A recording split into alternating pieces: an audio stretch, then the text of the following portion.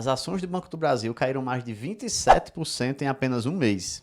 E o que danado aconteceu com a empresa para ela ter uma queda tão grande? Nesse vídeo você vai saber os 3 principais motivos que levaram a essa queda da ação e a minha opinião, se é uma oportunidade de compra ou você tem que dar uma carreira porque o banco vai quebrar. Meu nome é Lennon Brandão, sou especialista em investimentos, certificado CEA pela Ambima e vamos para o vídeo de hoje. Gostaria de lembrar você que esse vídeo não é uma indicação de compra, nem de venda de nenhum ativo, é só uma metodologia para facilitar o seu aprendizado, beleza? Como vimos em diversas matérias nessa semana, o Banco do Brasil caiu 27% em apenas um mês e apesar de ser uma queridinha de vários investidores, principalmente dos que gostam de dividendos, muita gente saiu vendendo, ficou preocupado, pensando que o banco ia quebrar e nesse vídeo a gente vai ver quais os principais motivos que levaram a essa queda. Mas por que ocorreu uma queda tão grande? O mercado esperava um lucro de 9 bilhões do Banco do Brasil no primeiro trimestre. Porém, o lucro veio abaixo, veio 7 bilhões. E isso resultou em uma queda de 20% na expectativa que o mercado estava. E foi justamente isso que causou essa queda tão grande no valor das ações. Porém, o que causou a queda no lucro? É isso que a gente vai ver. E foram 3 principais motivos. O primeiro motivo foi o aumento da PDD, que é a provisão para devedores duvidosos, que aumentou bastante, reduzindo o lucro do Banco do Brasil. Mas por que teve esse aumento? Em resumo, no PDD, o banco ele já coloca como despesa na sua contabilidade um possível calote que ele vai receber de algum cliente. Então, ele já coloca como despesa. Porém, a resolução 4966 do Banco Central mudou a metodologia de contabilizar essa possível perda. Que antes da resolução, para o banco prever que ia levar esse calote, o cliente já teria que estar inadimplente.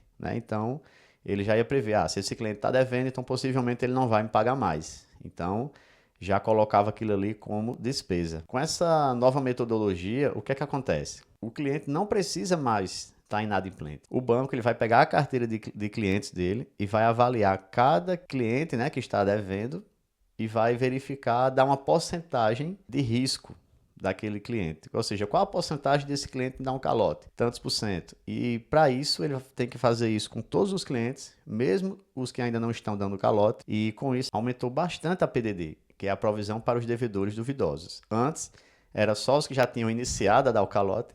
E agora não, ele tem que analisar tudo e prever qual a porcentagem de levar um calote até dos que estão pagando direitinho. Então com isso aí, com essa nova metodologia, o Banco do Brasil teve que ajustar e aumentou muito essa despesa, o que reduziu o lucro. Então essa foi uma das principais causas.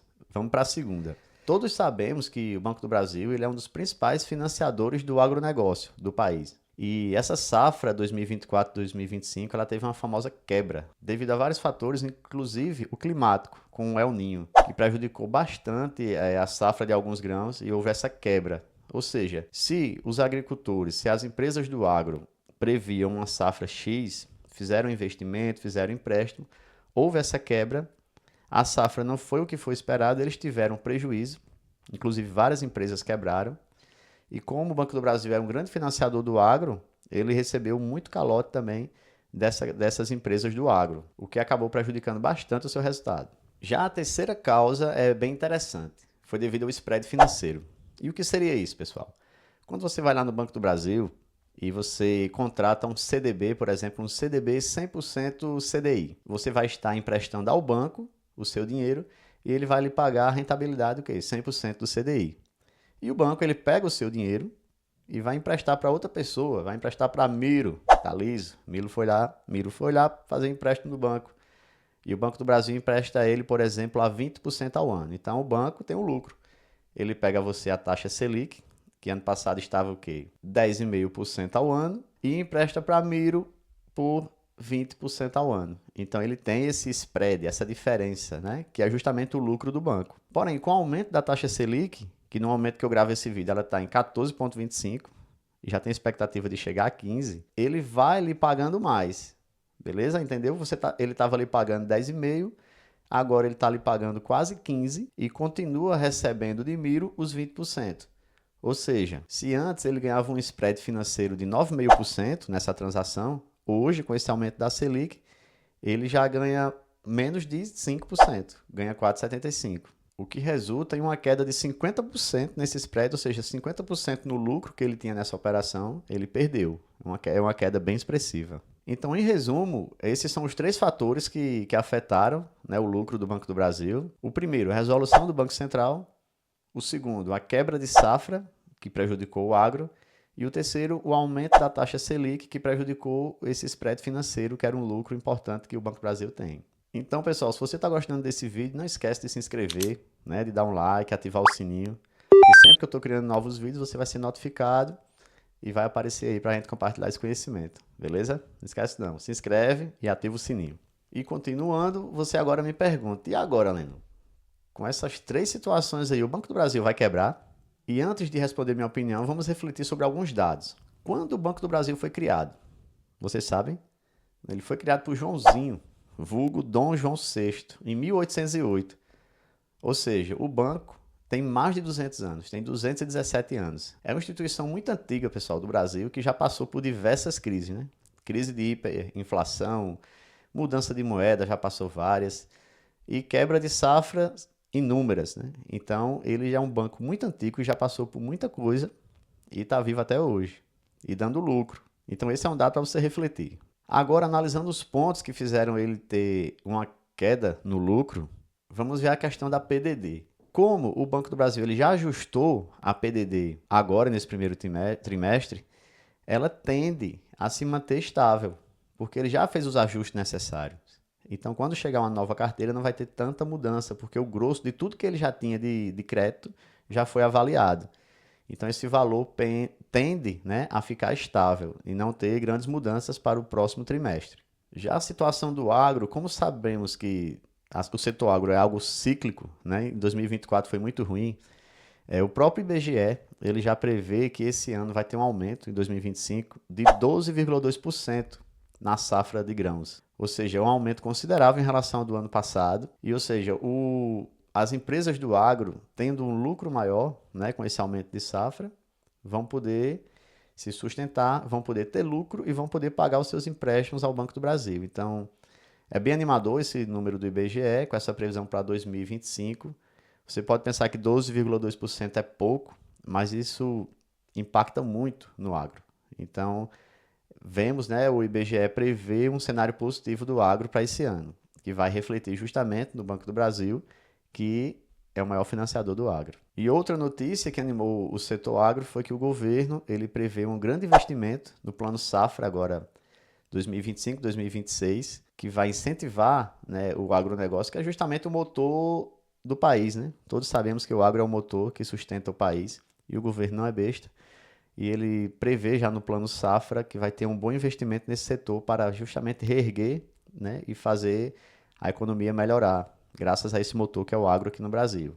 E, novamente, isso vai influenciar no benefício dessas empresas, né, que possivelmente vão crescer, ter mais lucro, aumentar os seus pedidos de empréstimo e também os seus pagamentos do Banco do Brasil, o que tende a, no futuro, também gerar lucro para o banco. Já na questão do spread financeiro, não temos como prever uma baixa na taxa Selic, né? Pelo contrário, a tendência é que ainda chegue esse ano a 15%. Está previsto chegar a 15%, ou seja, aumentar, vai piorar. E se o Banco do Brasil começar a reduzir a taxa a que ele empresta dinheiro, por exemplo, ele oferece um CDB 100% CDI, começar a oferecer a 95%, os clientes não vão pegar um CDB do Banco do Brasil, vão para outras instituições que estão com CDBs mais atrativos. Então, qual é a solução para o Banco do Brasil? Se ele não consegue ganhar no valor, né, ganhar na taxa, um exemplo, com um spread maior, ele vai ter o quê? Porque antes ele tinha o quê? Poucos clientes e ganhava com um spread maior. Né? Ele tinha um lucro maior. Aí ele tem que aumentar o quê? A carteira de clientes dele, a carteira financeira, a carteira de crédito. Porque aí ele vai ter mais clientes, só que ele ganhando pouco, um pouquinho em cada um. E isso vai compensar. Em vez de ter menos clientes pagando muito spread, ele vai ter o quê? Muitos clientes pagando pouco. E esse pouco junto fica muito para compensar, né? Então ele tem que aumentar essa carteira de crédito.